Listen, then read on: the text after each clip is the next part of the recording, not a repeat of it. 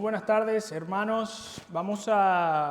Les voy a pedir por favor que abran sus Biblias en el capítulo 5 del libro de la carta a los Efesios. Efesios capítulo 5. Y vamos a continuar nuestra serie de predicaciones en el libro de Efesios. Lo último que leímos en el versículo 1 y 2 del capítulo 5 fue: sean pues imitadores de Dios como hijos amados y anden en amor.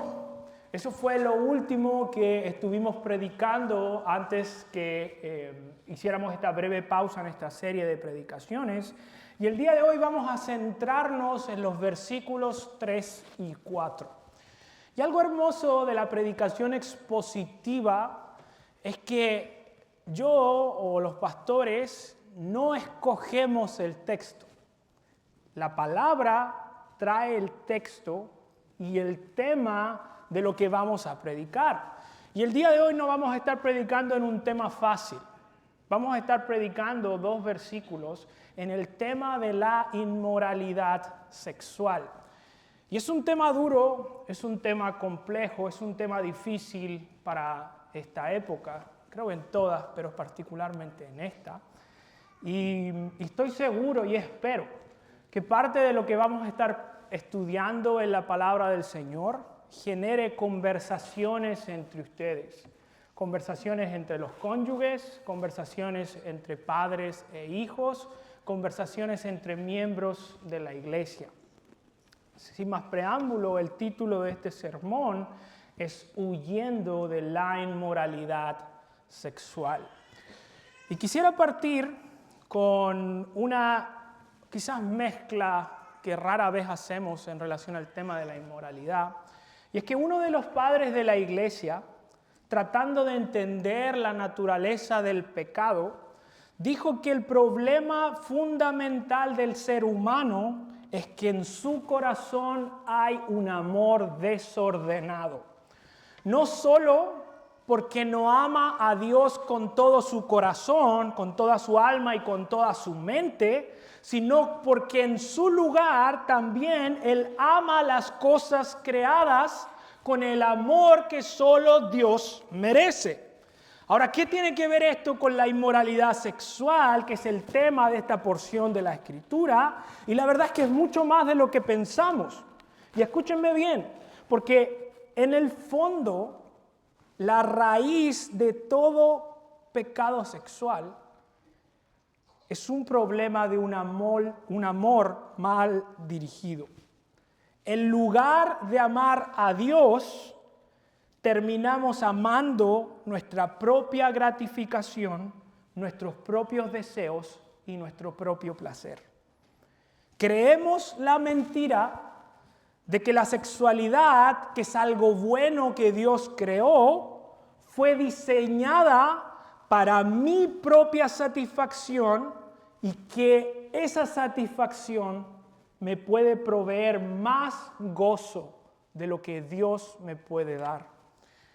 Y sin embargo, como vemos en estos 2 primeros capítulos del libro de Efesios, Dios nos llama a reordenar nuestros amores. ¿Ven lo que dice el versículo 1, no? Pues, como imitadores de Dios, sean pues imitadores de Dios como hijos amados y anden en amor. En otras palabras, parte de lo que tenemos que hacer, y ese es el propósito de la exposición de la palabra, es que los cristianos reaprendan cómo amar de una manera ordenada. Y justamente en estos versículos 3 y 4 vamos a verlo en relación al tema de la sexualidad. Y la idea central de este texto, de estos 2 versículos, y el tema central de este sermón es el siguiente. Y atrás mío va a aparecer la idea, por si están tomando notas, que altamente los animo a que traigan sus Biblias y tomen nota durante el sermón. La idea central es esta: Dios nos exhorta a vivir como hijos amados, huyendo de toda forma de corrupción sexual en nuestra mente, nuestro cuerpo y nuestra lengua. Y El texto sugiere básicamente cómo podemos combatir este pecado y sugiere dos formas principales. En el versículo 3 vamos a ver que podemos combatir alejándonos, huyendo, erradicando toda forma de corrupción sexual. Y en la segunda parte es alejándonos de toda forma de habla inapropiada. Así que con eso en mente, abran sus Biblias ahí en Efesios capítulo 5. Vamos a leer los versículos 3 al 4 y luego vamos a tomar un momento en oración para dirigirnos al Señor. Dice así: sean pues imitadores de Dios como hijos amados y anden en amor, así como también Cristo les amó y se dio a sí mismo por nosotros, ofrenda y sacrificio a Dios como fragante aroma. Pero que la inmoralidad y toda impureza o avaricia ni siquiera se mencione entre ustedes como corresponde a los santos. Tampoco haya obscenidades, ni necedades, ni groserías que no son apropiadas, sino más bien acciones de gracias. Vamos a orar. Señor, nos aproximamos a tu palabra con temor y reverencia, Señor. Todos nosotros, sin excepción, luchamos, Señor, en esta área. Todos nosotros necesitamos de tu gracia, de tu instrucción para ser santos, Señor, y vivir una vida que te agrade en nuestra sexualidad, Señor. Te ruego, Señor, que en mi debilidad puedas usar esta exposición para que este pecado sea expuesto, Señor, y para que nuestros afectos, para que nuestro amor por ti crezca, Señor, y podamos ser transformados profundamente. Señor, usa, Señor, tu Espíritu Santo para convencer de pecado, para traer convicción, Señor, y usar esto para que el pecado sea expuesto y tú puedas hacer los cambios que tú quieres generar en nosotros, Señor. Te lo rogamos y pedimos en el nombre de Jesús. Amén. Ok, mis hermanos, vamos entonces a partir con el primer punto de este sermón que está basado en el versículo 3 y es aléjense, huyan de toda forma de pecado sexual. Y el versículo 3 comienza así: pero que la inmoralidad y toda impureza o avaricia ni siquiera se mencione entre ustedes como corresponde a los santos. Y algo interesante que vemos en este texto es que Pablo comienza mostrándonos que si hemos sido llamados a vivir en amor, imitando a Dios, hay tres cosas que no pueden caracterizar nuestra vida. Y lo primero que Pablo menciona es la inmoralidad. Y algo interesante es que la palabra griega usada aquí para inmoralidad es la palabra porneia. Y es la palabra de donde proviene nuestro término pornografía. Y en el Nuevo Testamento esta palabra se utiliza para describir cualquier forma de actividad sexual fuera del pacto matrimonial entre un hombre y una mujer. Y lo que Pablo quiere decir al usar esta palabra es que toda práctica, todo deseo que esté fuera del contexto del pacto matrimonial entre un hombre y una mujer, y esa parte es importante aclararla en nuestra época, un hombre y una mujer, es inherentemente pecaminoso. Y aquí es importante aclarar algo. La Biblia no presenta la sexualidad como algo sucio. No presenta la sexualidad como algo que es malo en sí mismo. Ese es un error que por mucho tiempo se introdujo en la teología católico-romana. Incluso que llevó a algunos teólogos a afirmar que el pecado original entre Adán y Eva era que tuvieron relaciones sexuales. Pero eso es un error. Eso no está en la Biblia. La Biblia claramente afirma que la sexualidad es algo bueno. Es algo diseñado por Dios que revela su bondad y su gloria para sus criaturas.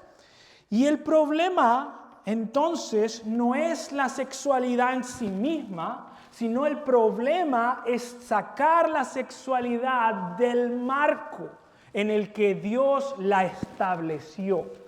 Y un autor usa esta ilustración. Dice, la sexualidad en el contexto correcto es como el fuego en una chimenea. El fuego en una chimenea puede ser una gran bendición en medio del invierno, ¿no? Puede traer confort, puede traer calor, puede traer protección para un hogar. Por tanto, el fuego en sí puede tener muchas bendiciones si está puesto dentro del marco de una chimenea, ¿cierto? Ahora, ¿qué pasa si yo tomo ese mismo fuego de la chimenea y lo pongo en la sala? ¿Qué pasa si yo tomo ese fuego y lo pongo en el cuarto? ¿Qué es lo que sucede? Se incendia todo. Puede producir una tragedia, puede traer destrucción, crisis en muchos sentidos. Por tanto, de la misma manera, la sexualidad fuera del marco del matrimonio tiene un poder enormemente destructivo. Por eso Pablo es tan enfático y advierte que los cristianos deben huir de cualquier forma de inmoralidad sexual. Esto incluye sexo antes del matrimonio y cualquier tipo de intimidad sexual en el noviazgo. Incluye la pornografía, la prostitución, el adulterio, la homosexualidad.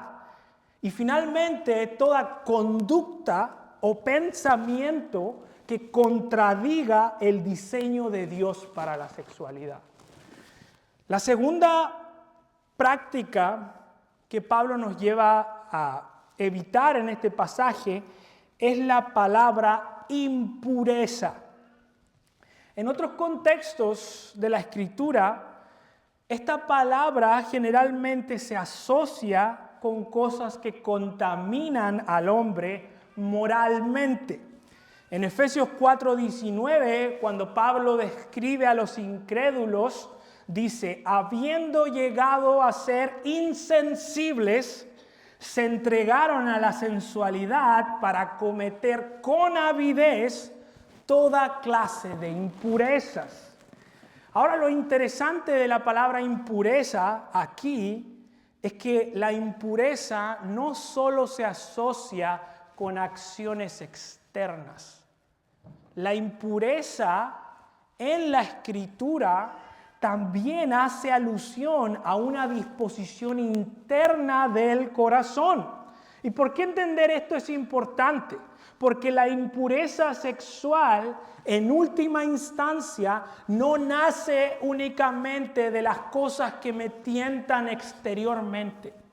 En última instancia, el problema con ese pecado nace de nuestro corazón, nace de nuestras intenciones, nace de nuestros deseos.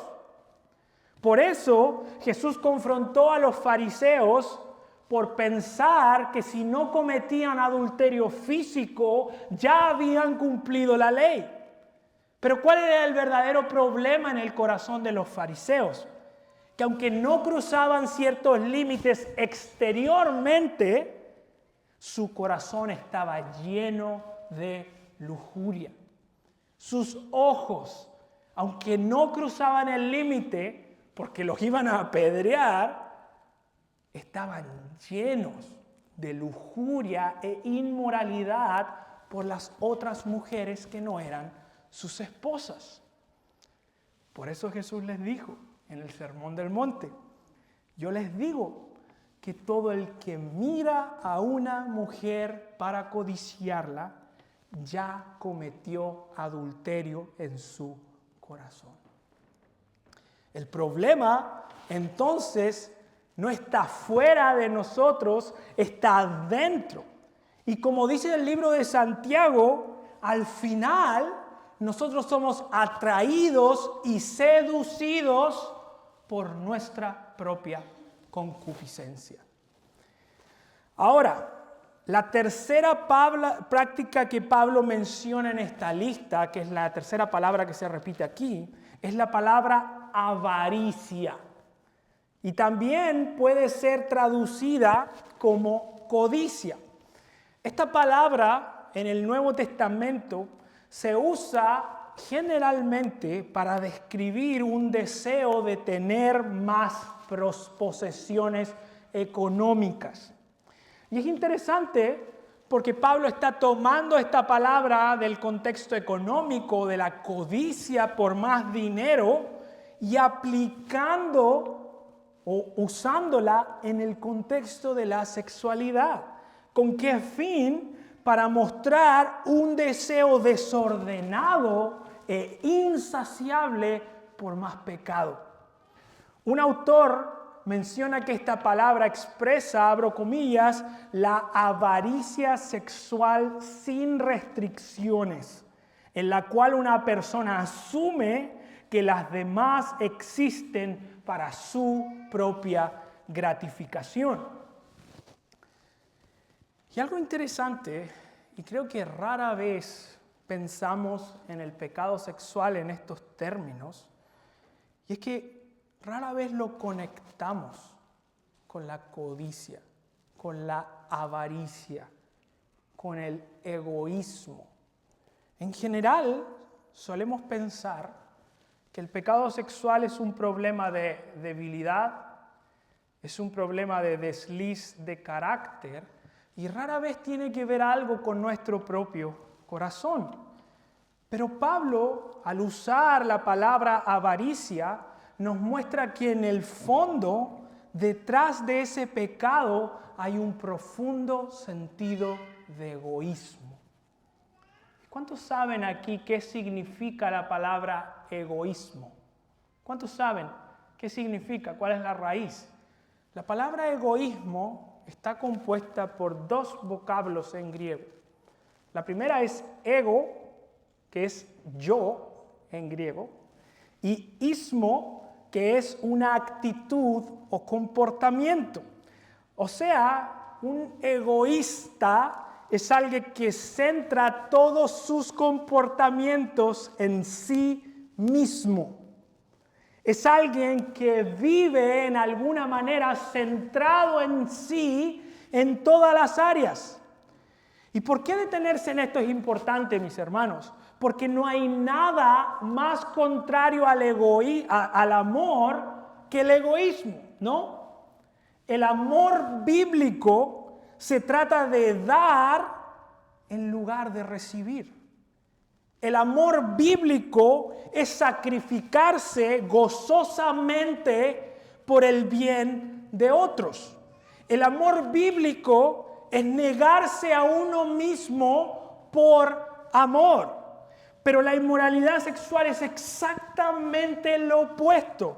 Es usar a las personas para nuestra propia gratificación. Es consumir en lugar de cuidar. Es tomar a las criaturas creadas a la imagen de Dios y tratarlas como instrumentos para nuestro deleite. Es mancillar la imagen de Dios en una persona y profanarla. John MacArthur, comentando este pasaje, y escuchen con atención cómo lo explica, dice: todo lo que Dios establece, Satanás lo falsea y corrompe. Donde Dios establece amor verdadero, Satanás produce amor adulterado. En contraste al amor piadoso, perdonador y no egoísta, el amor del mundo es lujurioso e indulgente consigo mismo. Siempre se basa en la satisfacción que la otra persona suministra de las necesidades y deseos individuales y en el cumplimiento de expectativas egoístas. No debería sorprender que la búsqueda desorientada de esa clase de amor conduzca de forma inevitable a la fornicación y toda inmundicia, porque esa clase de amor es egoísta y destructivo. Es una falsificación engañosa del amor de Dios. Siempre es condicional, siempre es egocéntrica. No se interesa en el compromiso, sino solamente en la satisfacción momentánea. No se interesa en dar, sino en obtener. No tiene base para permanecer porque su propósito consiste en utilizar y explotar en lugar de servir y ayudar. Dura hasta que el ser amado deja de satisfacer o hasta que desaparece para irse con otra persona. En palabras simples, la avaricia sexual es la negación práctica del amor al que Cristo nos ha llamado. Por eso Pablo concluye esta lista de 3 palabras que hemos visto diciendo que estas cosas, la inmoralidad, la impureza y la avaricia, ni siquiera se mencionen entre ustedes como corresponde a los santos. Ahora, cuando Pablo dice que ni siquiera se mencione entre nosotros, no está queriendo decir que no debemos hablar de esto, porque él está hablando de eso ahora mismo y en otras cartas él lo menciona explícitamente.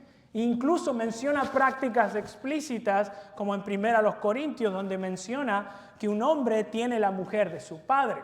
Por tanto, lo que Pablo nos está diciendo aquí no es que no podemos hablar de esto, sino lo que quiere decir es que estos pecados no deben ser nombrados como prácticas que caracterizan la vida de una iglesia y sus miembros, lógicamente. No deben ser cosas que ocurran con normalidad, que se toleren y se normalicen en el pueblo de Dios. ¿Por qué razón? Porque Pablo dice, porque no corresponde a los santos. Y esa palabra es importante, porque la palabra santo no solo significa separado o apartado, sino que también incluye el significado de algo que es consagrado, dedicado y reservado exclusivamente para Dios. En el Antiguo Testamento habían utensilios del templo que eran santos. ¿Por qué un vaso podía ser considerado santo? Bueno, porque había sido apartado y dedicado para el uso del Señor. Por tanto, ese vaso ya no se usaba para que usted se sirviera el agua en la mañana en el desayuno, sino obviamente, si no, eso era profanar el uso que ese vaso tenía para el templo, ¿no? Y el punto de esto es que de la misma manera nosotros hemos sido apartados y dedicados para Dios. Efesios 1:4 dice, porque Dios nos escogió antes de la fundación del mundo, ¿con qué fin? Para que fuéramos santos y sin mancha delante de Él. ¿Ven la conexión, no? Como creyentes fuimos escogidos antes de la fundación del mundo. ¿Con qué propósito? Vivir vidas consagradas a Él en cuerpo y alma. No es solo algo exterior y no es solo algo interior. Son ambas cosas. En 1 Corintios 6:19 dice, ¿o no saben que su cuerpo es templo del Espíritu Santo que está en ustedes, el cual tienen de Dios? Y que ustedes no se pertenecen. ¿Ven cómo dice ahí? No se pertenecen a sí mismos, porque han sido comprados por un precio. Por tanto, glorifiquen a Dios en su cuerpo y en su espíritu, los cuales son de Dios. Mi hermano, mi hermana, Dios nos ha llamado a vivir en santidad porque somos de Él. Porque cada parte de nuestro ser le pertenece. Eso significa que en nuestro interior, en nuestros hábitos, tenemos que luchar contra cualquier forma de inmoralidad. Cualquier forma, hay que luchar. Porque tu cuerpo, tus ojos, tu mente no te pertenecen a ti. Son de Dios, son de Cristo y han sido apartados para un propósito santo. No es un propósito común. Y eso significa que tenemos que batallar contra los deseos que combaten contra nuestra alma. Hay que luchar. Y yo sé que en nuestro mundo que está enfermo por la sexualidad es algo difícil. Todo a nuestro alrededor apunta o guía hacia ceder hacia el pecado sexual. Tú no necesitas esforzarte por encontrar cosas inapropiadas. Aparecen. Obviamente puedes buscarlas, pero no necesitas mucho para que salgan ahí. Y creo que esa es una de las evidencias más claras de la perversión y podredumbre de nuestro mundo. Y aunque sea difícil, aunque sea contracultural, Dios te manda a vivir con un estándar diferente. Porque eres santo, apartado antes de la fundación del mundo. Y algo interesante que este texto nos ayuda a entender es que la realidad de los efesios no era tan diferente a la nuestra. Y eso es importante, ¿no? Porque pensamos como que Pablo le está escribiendo esto a una iglesia donde todo era muy fácil, donde luchar contra el pecado sexual era algo sencillo y que no habían tentaciones como hoy. Y eso es incorrecto. Ellos vivían, al igual que nosotros, en una sociedad hipersexualizada, donde el adulterio era común, donde muchos hombres tenían concubinas y además se acostaban con sus esclavas. Un autor griego llamado Demóstenes dijo la siguiente frase: las esposas existen para dar hijos legítimos y cuidar del hogar. Las concubinas para las necesidades sexuales cotidianas y las amantes para el placer.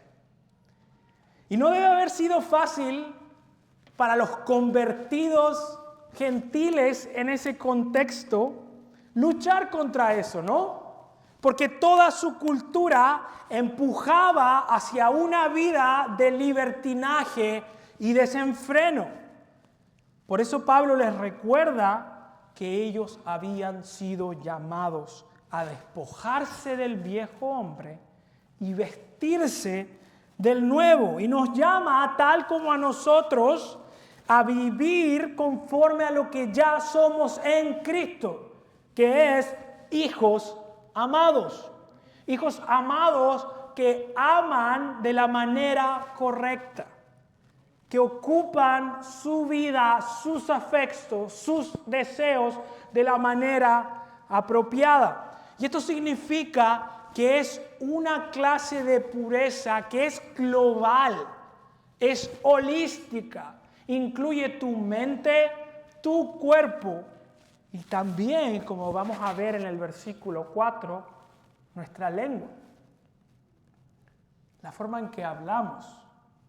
¿Por qué?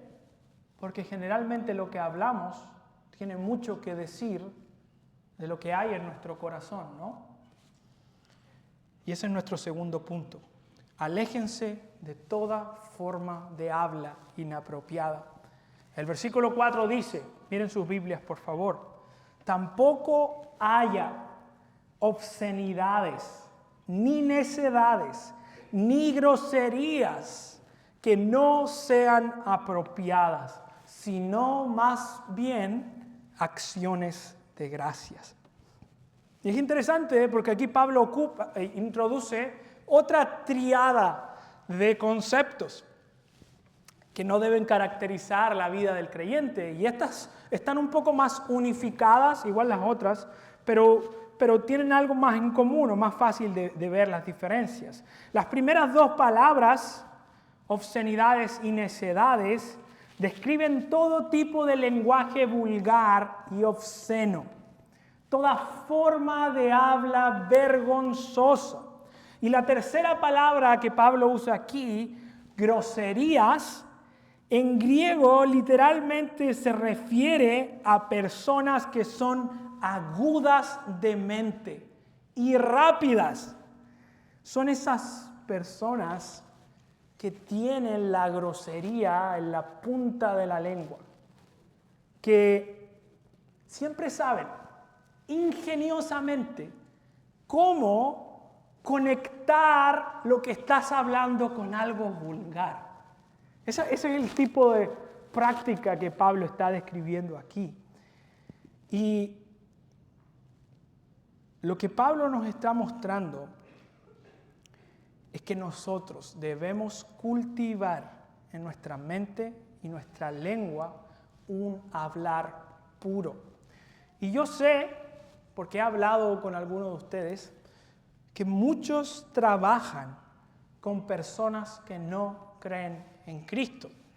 Y tú puedes ver, escuchar la manera en que hablan. Y es exactamente lo que Pablo está diciendo aquí. Tú no puedes hablar así. Varones, ustedes no pueden referirse a las mujeres como los otros hombres hablan de las mujeres. Aunque todo el mundo a tu alrededor lo haga, tú has sido apartado para usar tu lengua, no para hablar del cuerpo de otra persona, sino para dar gloria y gracias a Dios. Si te preguntas por qué Dios nos creó con una lengua, por qué Dios nos creó con la capacidad de hablar, la razón última por la cual tú tienes un aparato fonatorio, la razón última por la cual Dios te diseñó con cuerdas vocales es para que tú uses tu lengua y tu voz para darle gracias y gloria a Él.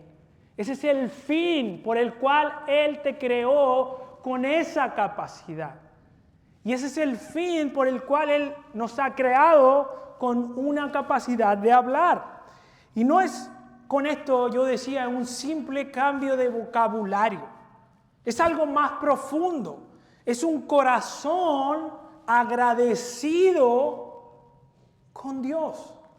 Es un corazón que ha aprendido a satisfacerse en lo que Dios ha dado. Y incluso, y esto es importante, en el área de la sexualidad. La gratitud nos protege de la codicia.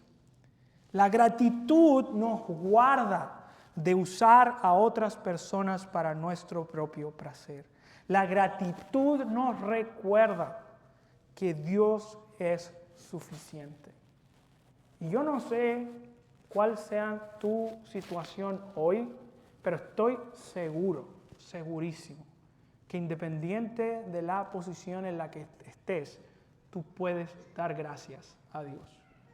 Independiente de cualquiera sean tus circunstancias, estoy seguro que tú tienes cosas por las cuales decirle a Dios gracias.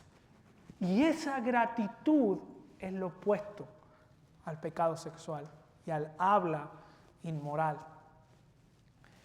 Y quiero cerrar este sermón ofreciendo algunas aplicaciones prácticas que se desprenden lógicamente de lo que hemos visto hoy y que creo que pueden ser útiles para saber cómo luchar. Y estas son maneras concretas sobre cómo aplicar un texto como este, qué pasos tomar, y espero que puedan servir para que discutan, para que hablen, para poner en práctica en este sentido lo que hemos visto con tanta claridad en la palabra. La primera aplicación es elimina cualquier cosa o persona o práctica que conduzca al pecado sexual. Quítalo. Este es un pecado donde te mandan a huir. Elimina aplicaciones que sabes que te llevan a pecar.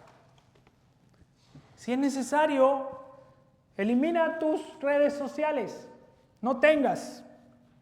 Incluso si es necesario, ten un celular básico que solo llame si ese es el problema.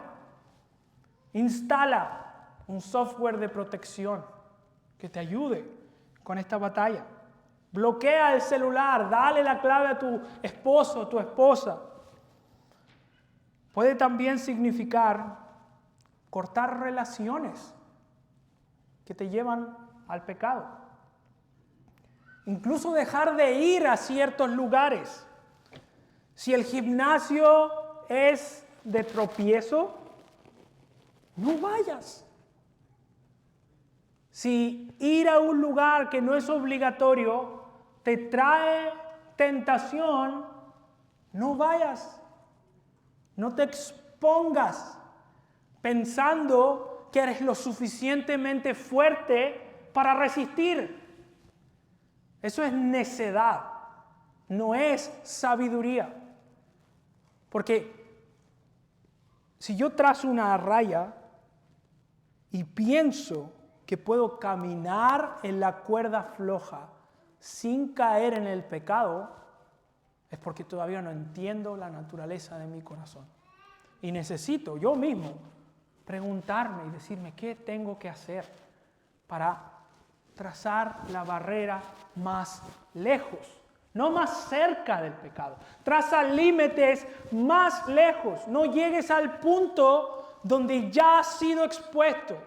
Haz todo lo posible por trazar una línea que te proteja a ti, que proteja a tu matrimonio, que proteja a tus hijos de la severidad de esto. No juguemos con el pecado. Evitemos exponernos a situaciones. Novios, eviten estar solos. No se expongan innecesariamente. Evita quedarte solo en la tarde navegando en internet y haciendo scrolling. Mantén una distancia sabia y clara con personas del sexo opuesto. Si eres hombre, Dios no te ha llamado a tener una mejor amiga que no sea tu esposa, si estás casado. Si eres mujer, Dios ya te dio un mejor amigo si tienes un esposo. Y si no son mejores amigos, Bueno, pónganse de acuerdo y trabajen en generar esa comunión. Porque tu cónyuge debe ser la persona más cercana, emocional, físicamente, en todos los sentidos. Y tal vez, si alguien está aquí visitándonos, escuchando por primera vez un sermón aquí en esta iglesia, dirá, wow, aquí en esta iglesia son un poco extremistas, ¿no? Un poco, ¿no? Pero escuchen las palabras de Jesús. Si tu ojo derecho te hace pecar, arráncalo y tíralo. Si tu mano derecha te hace pecar, córtala y tírala. Porque es mejor que se pierda uno de tus miembros y no que todo tu cuerpo sea arrojado al infierno. Esa clase de severidad no es mía, es la severidad que Cristo pone ante este pecado. Jesús nos llama a no ser cómodos y ser radicales con este tipo de pecado. Y eso es lo primero. Lo segundo, no pelees esta batalla solo. Busca rendir cuentas. Si estás luchando en esta área, acércate a alguno de los pastores.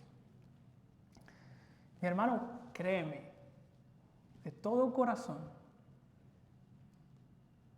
va a haber gracia. Ninguno de nosotros es perfecto.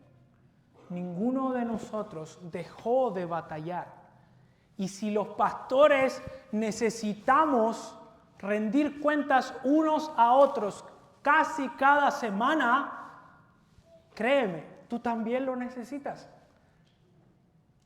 Si nosotros tenemos este tipo de barreras que estoy mencionando, tal vez tú también. Y no te vamos a mirar ni decir, no, mira el hermano, wow, está luchando con eso. No, hermanos. Si te acercas a uno de nosotros, lo que deseamos es poder ayudarte. Y saben, el pecado siempre crece en la oscuridad. Siempre crece cuando nadie sabe. La primera reacción de Adán y Eva cuando pecaron es esconderse. Y esa es la naturaleza del pecado.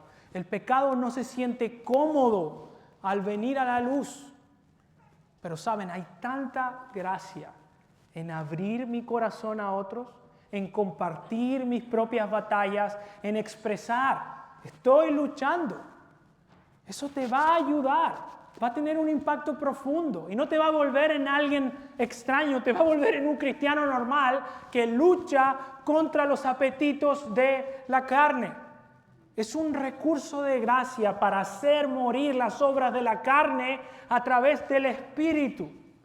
Por tanto, ven y conversa si es necesario. Lo tercero, y esta es una aplicación más general, no hagas del pecado sexual como el único pecado en tu vida, porque obviamente tienes muchos, igual que yo.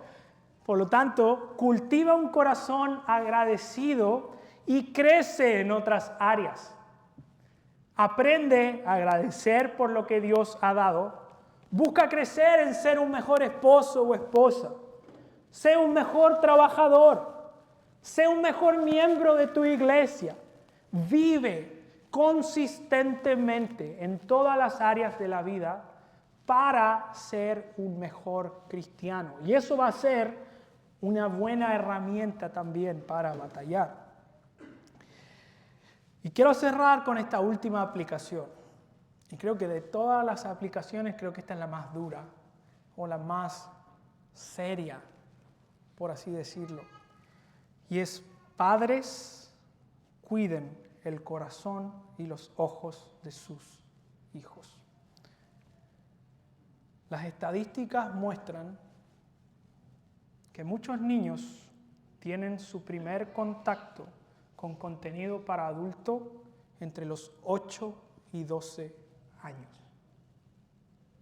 8 y 12 años. Y este es promedio. Los más bajos en la estadística son 6 años. Y padres, tu hijo no necesita un celular sin supervisión. No lo necesita. Y lo digo verdadera y genuinamente. Muchos fuimos expuestos a cosas que no debíamos ver a causa de haber tenido un computador y un celular sin supervisión. Y tú necesitas tomar muy en serio lo que tus hijos ven. Muy en serio. Porque Dios te va a pedir cuenta de eso. Te va a pedir cuenta de qué es lo que ellos tienen acceso. Yo sé que es mucho más fácil, soy padre igual que ustedes, pasarles un celular a un niño para que se entretenga, ponerle el televisor y estar tranquilo. Yo sé, los niños son desesperantes, estresan, demasiada energía, pero la solución no es un celular y un computador sin supervisión. Debes cuidar. Y si tú no sabes, pastor, no sé cómo cuidar a mi hijo de eso, ven a nosotros y con mucho gozo y gusto te vamos a mostrar que hay 1000 alternativas de proteger lo que ellos ven. Y tú ser el adulto responsable que se preocupa de decir eso. Y ahora no sean, por favor, y como esa mamá promedio, y digo mamá porque generalmente así pasa, mi hijo jamás vería algo así. Mi hijo jamás haría algo así. Y el hijo es el demonio ahí mismo en la escuela. Entonces, cuiden, protéjanlos, cuiden sus ojos. Porque después de años de exposición a ese tipo de cosas, es más difícil batallar, es más difícil pelear. Cuídenlos. Y tú, y esta es la parte incómoda, necesitas hablar con ellos de este tema. Necesitas establecer límites. Y mis hermanos varones, ustedes son los responsables, como cabezas del hogar, de dirigir esta instrucción. A veces nos gusta ser cabeza de hogar, ¿no? Liderar, tomar decisiones. Bueno, ¿sabes qué significa ser cabeza? Que depende de ti. Es tu responsabilidad, no es solo la responsabilidad de la mamá, donde yo me voy y le digo, ya mi amor, arréglalo tú. Habla tú de eso con los niños porque a mí no se me da. No, la responsabilidad bíblica de instruir a tus hijos en esta área es tuya. ¿Han leído el libro de Proverbios? ¿Quién instruye a quién? Un padre a un hijo. Proverbios 5, 6, 7 y 8, las advertencias contra la inmoralidad son de un padre a un hijo. Y eso es importante para nosotros. Necesitamos, mis hermanos, trabajar duro, ayudados por la gracia de Dios, para cuidar el corazón de nuestros hijos. Y de nuevo, si ustedes no saben cómo, pastor, no tengo idea de esto, yo no soy una persona tecnológica, vengan, con mucho gozo podemos ver cómo ayudarles. Y quiero cerrar con esto, mi hermano y mi hermana. Este es un tema que puede cargarnos mucho, ¿no? Es como pesado, denso. Y hay una canción que siempre me trae ánimo, un pequeño corito que se llama Un día a la vez. Y dice, un día a la vez, mi Cristo, es lo que pido de ti. Dame la fuerza para vivir un día a la vez. Ayer ya pasó, mi Cristo. Mañana quizás no vendrá. Ayúdame hoy. Yo quiero vivir un día a la vez. Y mis hermanos, esta es una batalla de largo alcance. No es una carrera que se resuelve en un día. Puedes vivir como algunos hombres de Dios que por décadas fueron fieles, pero en un momento se dieron y todas sus familias, ministerios y todo se vino abajo. Por eso la batalla es un día a la vez. Mañana no sabemos, hoy sí, un día a la vez.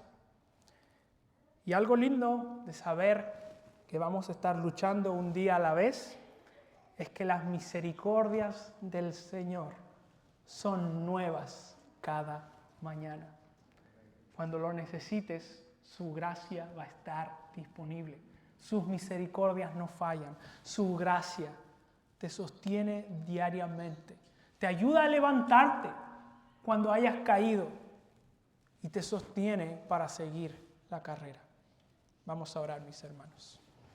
Señor, te damos gracias por un pasaje así, Señor, que no escogimos, que tú has traído para nosotros, que tú nos confrontas y pedimos que nos ayudes, Señor. Tú sabes que somos débiles, Señor, y yo mismo incluidos.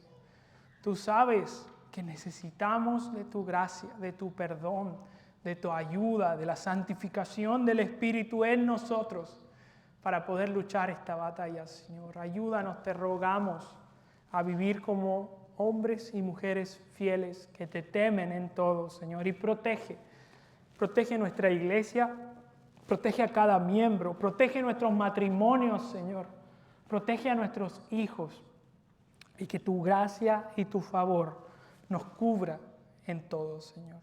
Te lo rogamos y pedimos en el nombre de Jesús. Amén.